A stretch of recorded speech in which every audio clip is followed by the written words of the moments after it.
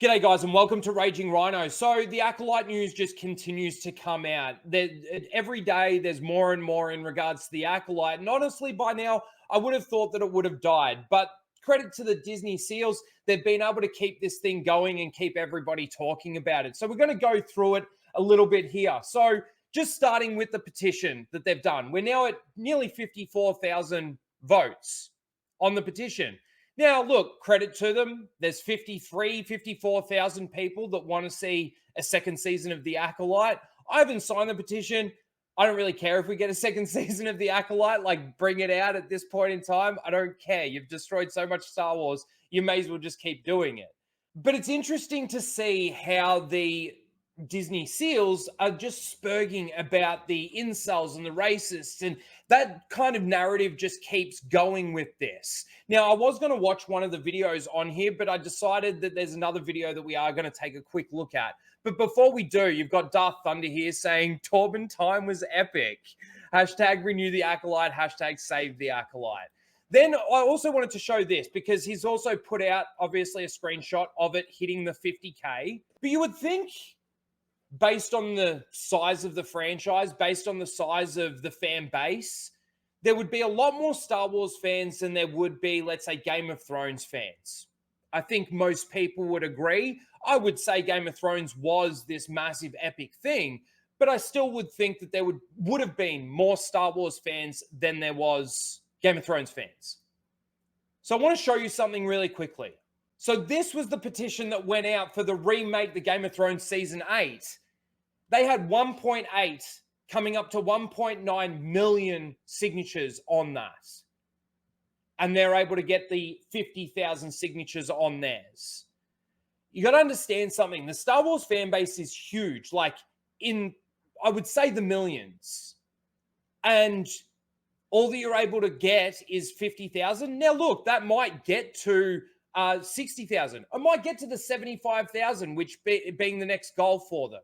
I might get to the 100,000.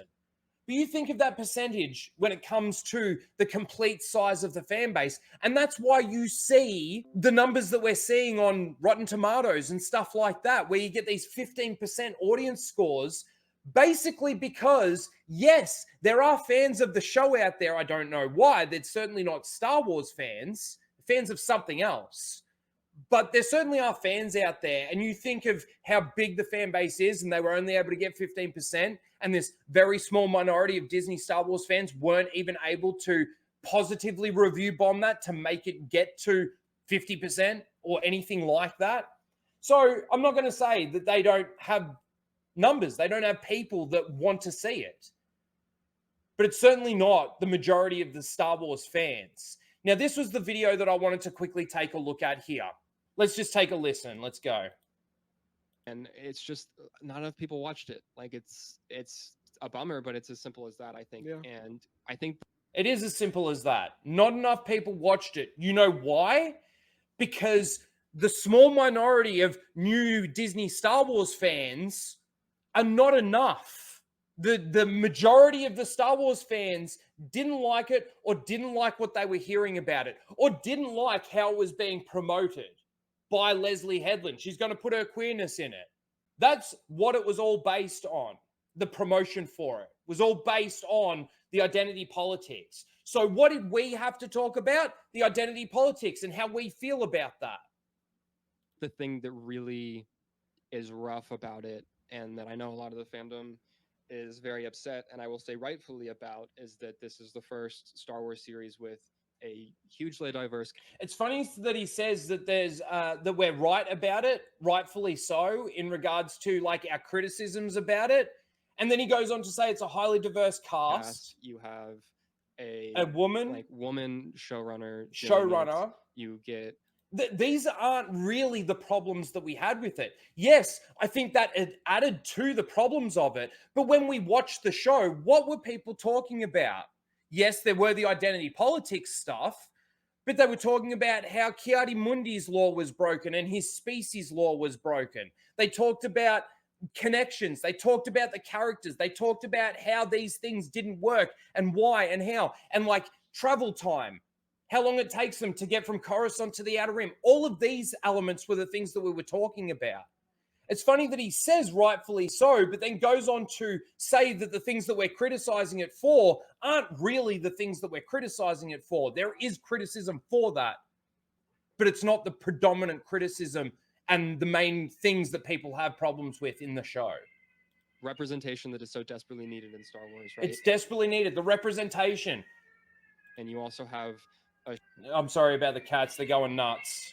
show that's set not in the same time period that we've been stuck in since the first Star Wars came out, right? You're exploring new territory and all of these things. Well, this is the other thing too. It shouldn't be new territory. We've had the EU for as long as we've had the EU, so it shouldn't necessarily be new territory. Things and it's fresh, and those were, It's as fresh. we talked about in our recap of the season, like the best parts of the show and the most interesting thing about the show to me was that we were getting all these new things. And so the problem is that you're not looking at it from a Star Wars fan's perspective. You're looking at through the lens of all this diversity and a woman lead and all of those kinds of things, because that's what you see, you racists, sexists. That's what you see. We watch the show and we criticize the problems with the writing, with the law, and it's got nothing to do with the people, well, the gender of the people that are writing it. So stupid. that's super cool. And so it definitely, like, it hurts a lot to see that canceled. It hurts a lot to see it cancelled. So he was just talking about how it's cancelled. But again, like I said, what he's saying doesn't really make all that much sense. We've got another one here saying, a week later, hashtag save the Acolyte and hashtag renew the Acolyte is still actively trending. Are we seeing the next hashtag Clone Wars saved campaign? No, I don't think so. Like I said, I'm not bothered whether or not they bring it back or not. Like, bring it back. It was great for my channel because I was able to pick this apart. Well, I wouldn't say so easily because it's actually quite complex in how dumb it is. It tries to confuse you so much. But here we go. These are some of the real reasons why the Acolyte was cancelled from Star Wars stuff. I know Culture Crave also posted something like this. But details on why the Acolyte was cancelled. Number one, it cost $630,000 per minute of screen time. Per minute. Very expensive. Viewership was low and went down after the first 2 episodes. That's not a surprise either. Because again, the Star Wars fans that did end up giving it a chance were out. They were gone. They were done. And that was like the majority of it. They were then just willing to watch everybody's YouTube videos, breakdowns and everything. Get more entertainment that way. And no plans to remove the series from Disney Plus, which again, I don't know. That's got nothing to do with why it was cancelled.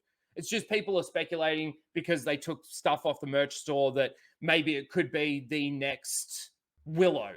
But last but not least, this is going to be the next part of this campaign to try and get the numbers, to try and get the streaming up, to try and make Disney see that the majority, in their eyes, of the Star Wars fan base wants to see more. So here we go from Stone Star Wars. I have Disney Plus, and if you also do and are not watching anything, just play the Acolyte with the sound down or whatever. I'm playing it on repeat. If we get the hashtag stream the Acolyte trending, can we spike the viewing figures? A long shot, but a shot. Is the way to save the Acolyte? Maybe it was supposed to be, is this the way to save the Acolyte? But they put another is in there. Anyway, so that's going to be the next campaign that they're going to run. It's going to be trying to get those viewing numbers up. But again, they hit over 50,000 on the petition. Well done, I guess. And they're still spurging out, though, about, like, incels. That guy had it right.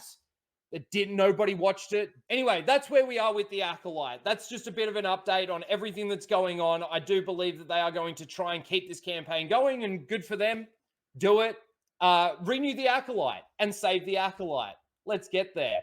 Let me know your thoughts in the comments below. Please don't forget to like, share, and subscribe, and we'll see you in the next one. Later, guys.